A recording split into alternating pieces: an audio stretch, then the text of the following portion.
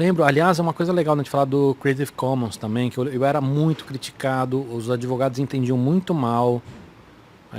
Não, o pessoal achava que Creative Commons não era a mesma coisa que copyleft e que não era direito autoral. Então, a questão é a seguinte. Obrigado, Você tem Cocas. lá a Convenção de Berna que dá os guidelines que você deve seguir se você é signatário daquilo, tá? Os Estados Unidos também são.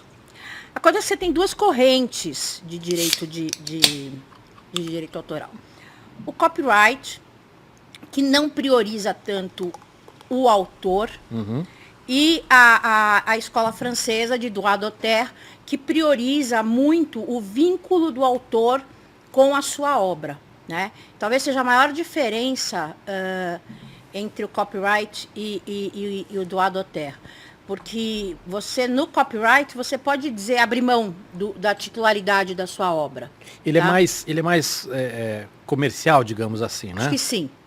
Acho que sim. Já no droit d'auteur, não, você tem inclusive eu mesmo, quando tenho quando tenho as discussões absurdas de que eu abro mão da titularidade da minha obra, eu viro às vezes para a pessoa e falo, assina porque não vale nada. Ou então quando eu estou mais grosseira, eu escrevo e falo, vou deixar meu cliente assinar, porque você sabe que isso não vale nada, porque está dizendo na lei de direito autoral que o direito autoral no Brasil, então, é dividido em direito autoral patrimonial e direito moral de autoria, né?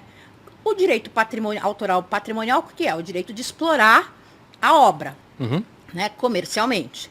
E você pode fazer isso através de licença, que é o uso por um tempo pré-determinado, ou cessão, que vamos equivaler aí uma compra e venda, para ficar fácil de entender. Você aluga ou vende, né? E o direito moral de autoria é o direito que o autor tem de ver a sua obra, de ver o seu nome vinculado àquela obra. E, inclusive, zelar por aquela obra, né? Teve um caso, por exemplo... Isso aconteceu, inclusive, nos Estados Unidos, mas eu não sei se... Aí eu não sei se foi...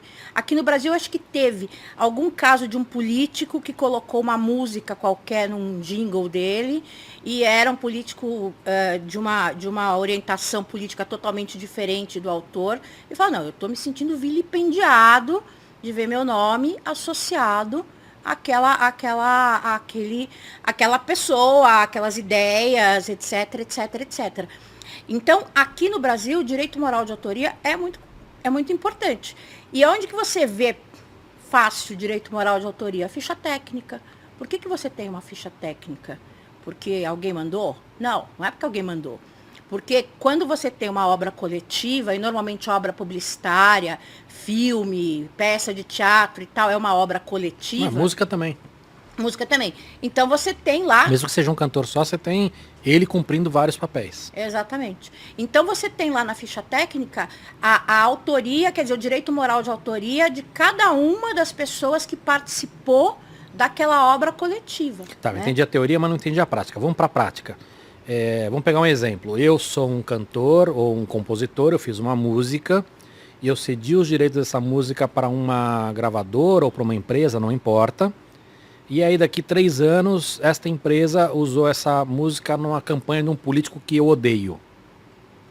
E aí, tô lascado? Eu posso... Eu acho que você pode pedir para tirar o nome ou você pode pedir para tirar a música. Mas supondo que aquela música todo mundo sabe que é minha, não tem que tirar um nome. Exatamente. Aí eu tenho o direito de pedir para tirar a música, mesmo tendo cedido... Tem. É por isso que a gente fala que a lei de direito autoral, ela defende muito o autor. O autor, exatamente. Entendeu? O autor não pode se sentir vilipendiado, você não pode mudar a música, colocar num contexto diferente. Isso vale, inclusive, para projeto arquitetônico, né? Que é protegido por direito autoral. Então, imagina sei lá, eu esqueci o nome qualquer de um arquiteto tipo Bauhaus, sei lá o que, faz um negócio super modernista e aí a pessoa vai lá e coloca 2 colunas neoclássicas, né? Não tem como a pessoa detém a casa, você não pode mandar destruir a coluna, mas você pode mandar tirar o nome dela. Sim, desde que ele consiga comprovar de que aquela casa, de alguma maneira, está representando a imagem dele, né? Exatamente. Então tem que ser um arquiteto mais famoso, alguma coisa mais reconhecida. Você não pode, por exemplo, colocar aquela casa num, sei lá, num concurso, não sei o quê, e dizer que a casa foi projetada por fulano de tal, com aquelas 2 colunas neoclássicas medonhas, entendeu? Porque é violação do direito moral de autoria, né? Eu entendo, eu realmente entendo. Mas a lei, ela traz algumas bizarrices no entendimento, não traz? Por exemplo, eu vi outro dia um paparazzi, ele tirou a foto de um ator, uma atriz, vende a foto para um veículo para publicar. Aí eu imagino que isso aqui entra na lei da imprensa, então isso não entre como tá ganhando dinheiro nessa história, apesar do paparazzi estar ganhando dinheiro, então ele pode... Então. Só que aí o que aconteceu, o que é mais engraçado, a gente pode até discutir esse pedaço que já é interessante, mas o que eu achei mais interessante ainda é o seguinte, aí a personalidade gostou da foto e postou na rede social, e o paparazzi entrou na justiça e ganhou dinheiro em cima do ator, porque aquela foto era do fotógrafo, que era o paparazzi. Entendeu a maluquice dessa história? Então vamos lá. Aí a gente tem 2 ou 3 assuntos para tratar aí. Primeiro, direito de personalidade e direito à intimidade, tá? Quando eu falei que quanto mais pública a pessoa, menos direito à intimidade ela tem, nenhum direito é total, né? Nenhum direito é aquela coisa, porque a minha liberdade... Não é assim. Tem uma teoria alemã, que eu não vou agora, eu não lembro o nome de nenhum, que fala o seguinte... Nem é relevante o nome. Exatamente. Que fala o seguinte, a pessoa é pública e aí ela perde o direito à intimidade dentro da atuação que ela tem, né? Então, não faz o menor sentido aquelas fotos absurdas, que é clickbait. O cara tá com uma super máquina para conseguir ver a Rainha Elizabeth de calcinha, entendeu? Mas o cara saindo do restaurante, pode? Saindo do restaurante, ele está em local público, né? Aí é um pouco diferente, ele está se expondo, né? Agora... É subjetivo, tá? É subjetivo, exatamente. Por exemplo, é importante saber qual é a namorada do... Acho que foi o Chico Buarque que foi visto com uma namorada numa praia e deu uma... Isso é relevante? Depende da namorada, né? Se ela é filha do presidente, aí é relevante. Isso, então, é esse tipo de equalização, porque não existe isso, além, não é assim, não é pau e pedra, você tem que equalizar. Se realmente, sei lá, a filha do presidente, de um presidente de um partido está namorando com o partido, sei lá... Totalmente oposto. Totalmente oposto. É uma notícia, né? Ou aquelas coisas que a gente vê muito, né? A pessoa, o ministro tal, está tendo um caso com a secretária do consulado do maior inimigo e não sei o quê. Isso é um assunto? Isso é um assunto. Sim. Né? Então, até que ponto a intimidade é relevante para o interesse público? A gente tem que pensar em interesse público. Mas aí acho que já é ainda mais fácil de entender. Mas o que eu achei bizarro foi a pessoa ter gostado da foto, ter usado na rede social e ter sido processada pelo fotógrafo. Muito provavelmente, eu não conheço a sentença, a gente é advogado que tem juízo, não fala de sentença. E eu nem sei se esse caso é brasileiro, tá? A gente tem, aqui na lei brasileira, o equivalente ao fair use, né? Como eu disse, tudo isso aí é filho da mesma convenção e tal, não sei o quê.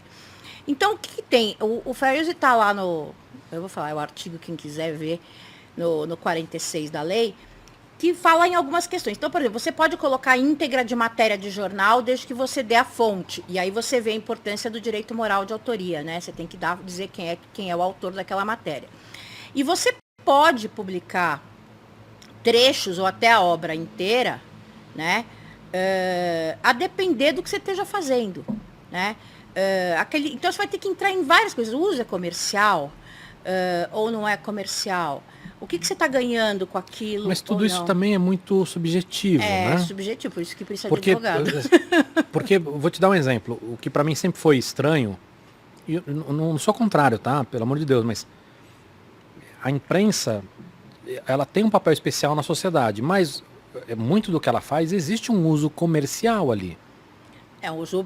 Caetano estaciona o veículo... Não estou nem entrando nessa história, mas vou te dar um exemplo. Assim, se eu sou imprensa, e eu estou, por exemplo, fazendo uma coisa que tem muita discussão no Brasil e que é uma briga eterna, de mostrar gol de futebol, né? Tá. Eu sou um veículo e estou mostrando um gol de um futebol de um campeonato importante. Não quero nem entrar na questão da lei específica de esporte. Tá, de direito de arena Mas fala assim, e tal. não, mas ele é imprensa, ele está mostrando um gol que é relevante. Por outro lado, ele também é um veículo cuja audiência traz dinheiro, entende? Sim, mas você, veja, o artigo que fala do fair use na legislação brasileira, estou com medo de espirrar, o que ele fala? Que você pode utilizar aquela obra, desde que aquela obra não seja o objeto principal da obra nova, que não atrapalhe a exploração comercial de outrem. Meu Deus, é a regra dos 3 passos. Qual é o terceiro? Eu depois preciso ver. Mas é isso, quer dizer, então você pode. Tem uma decisão, que é muito legal essa decisão. Que isso também é muito subjetivo, não é? Tudo na vida é subjetivo. Não, mas é que é demais, sabe por quê? Assim, não é tão, é fácil até de ver. Quer ver? Esse caso que eu sempre uso em aula é fácil.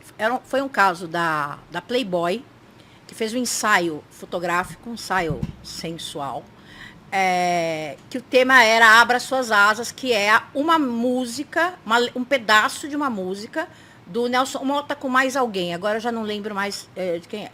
E aí a editora Abril foi processada porque ela utilizou a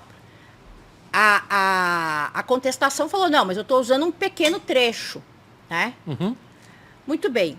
O que ficou decidido, né? O STJ decidiu. Falou, tudo bem, é um pequeno trecho, mas é o objeto principal da obra nova.